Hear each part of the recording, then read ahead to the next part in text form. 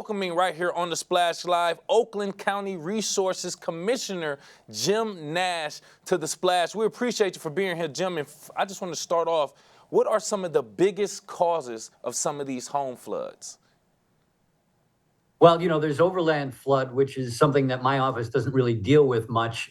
There's also the either combined or separated sewer backups that are caused by flooding, which is something that unfortunately a lot of communities are being involved with in these large storms that are coming through from climate change. Oh, wow. I didn't even think about the whole sewage thing, but I understand that that is a great possibility. What kind of damage can floods cause when we're talking about like sewage and other causes? Well, so for my office, we operate some communities that are combined water and sewer systems. So they're both stormwater and sewage. Okay. So this is something that has an impact when a very large storm comes through. We had one in 2014, and this is something that caused in that storm 18,000 floods into people's basements through that whole region of Southeast Michigan, and then also in Macomb County, that same storm caused there. So that's the kind of thing that can have a real impact on someone's home. If you've ever had that happen to your house, you'll never forget it. Trust me. For sure. And it takes a lot to clean that up. So this is something that is significantly important in these kind of communities. In Oakland County, it's the southeastern corner of the communities is a combined system. That's really the only one in Oakland County. Even separated systems in older communities, there's something called footing drains where water off the house ends up going into the sewers. And that can cause, and again, one of these large storms, that can cause a separated sewer system to go back into homes. And that's another issue. That's even stronger because it's not mixed with as much stormwater. So if you've ever had that happen and you're worried about it happening again, there's something you can put in called a backflow preventer. Okay. This is something that if your sewage comes out of your house into the system, if it ever starts coming back towards the house, it's a little flap that pops up and it makes it so the water can't get into your home. I would really recommend that if you have an issue, if you've ever seen this in your homes before, that's something that you can do to your home. It costs $10,000 to $15,000, but if you've had that happen, you recognize that the costs of having a flood in your home can be more, and it's traumatic. And I can tell you, it is truly traumatic to Oh, yeah. Especially like when you have like a basement and you got a bunch of stuff stored down there and then you just walk down there and see it. It's the worst. Trust me, I've been there. Exactly. Joining us right here on the Splash Live, Water Resources Commissioner for Oakland County, Jim Nash. Now, if you don't mind sharing with us, are there any common areas for floods in Oakland County we should be aware of?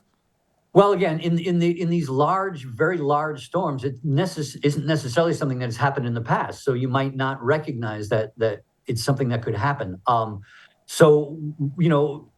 Just be careful. And whenever you're warned that there's a large storm coming, don't use your water and sewer while that's happening, because that can cause that to back up itself if it can't reach past a backflow preventer or water approaching your house. So that's something you should be aware of. And again, whenever you're doing things, I would avoid using your basement for things that are of any significant value, because these storms are going to be becoming more common, and it's something that we worry about.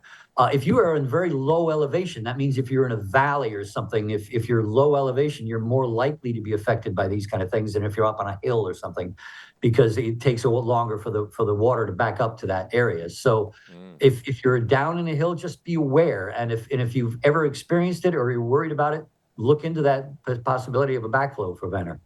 Backflow preventer, correct? That's what you said? That's what yes. Okay, yeah. Very good investment from what it sounds like, coming from Water Resources Commissioner Jim Nash.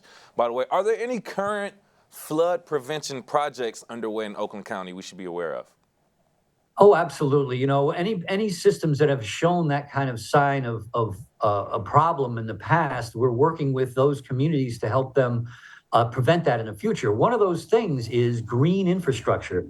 The way it's set up now, any impervious surface, a rooftop, driveway, sidewalk, parking lot, all of that doesn't absorb any water. So all the water immediately goes to the nearest storm drain. Right. If you can put things in there, like in a parking lot, a bioswale, instead of a hump in a parking lot with a little dead tree in it, you have a bioswale, so it's a drop instead of a hump, and that way the water can collect there before it gets into the stormwater system. So we're working with communities to do those kind of green infrastructure projects. And again, this is that kind of thing that you can do on your home. Is a rain garden, so deep rooted plants are in this area that you can direct the water off your roof to, and then that prevents it from getting into the streets and into the storm drains. So a lot of communities are working on projects like that. We actually have a rebate program in the George W. Kuhn, like I said, that bottom southeast corner of Oakland County, where we're rebating up to $2,000 for folks in those communities to put in green infrastructure on their homes. Local businesses are doing it, local governments are doing it, but we want residents to be aware of this and something that they can contribute.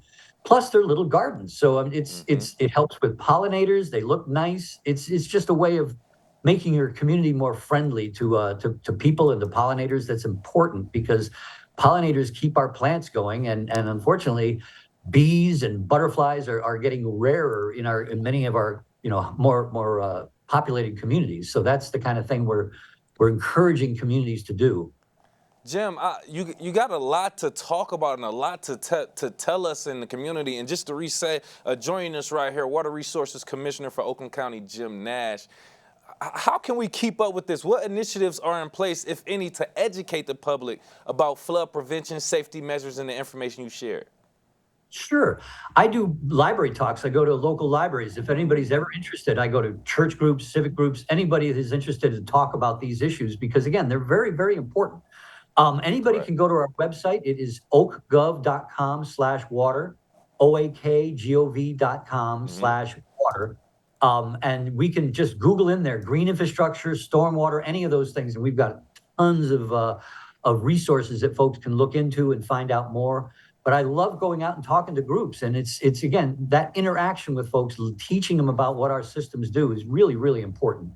And we do that with fourth and fifth graders, with adults, with high school students, anything. So we're available. Oh, man, that's so good to hear. Look at you, Jim, getting out in the community and spreading the information. I'm glad that you are doing that, especially, you said, with fourth graders and going on up. I like that you're starting early with that. Education, it can be taught at any age. I love that. So what about in a flood emergency? How does the county coordinate with other agencies and community to respond effectively to emergencies and floods? Well, in Oakland County, we're part of the Emergency Readiness Center. So anytime there's an emergency that might affect us, they notify us right away, and then we play a role in that. So there's a lot of things that the county does for emergency work. And again, you can go to the oakgov.com main address and look up that stuff, and it's very educational. And again, we want to make sure that the public recognizes all this stuff. So it's important that we get that out there. Absolutely. Jim, man, I appreciate you so much for being here. But before we go, is there any other key information that residents of West Bloomfield, Greater West Bloomfield, should know regarding floods that we didn't discuss, or any other information that you just want to let them know?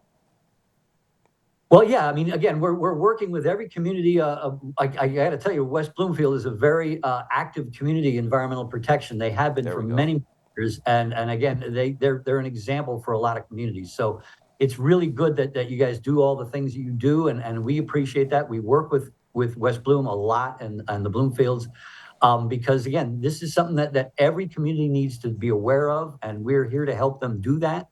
And by the way, I love the title of your show, Splash. That's a wonderful thing. And the more we talk about water, the better we all are. So thank you so much for having me.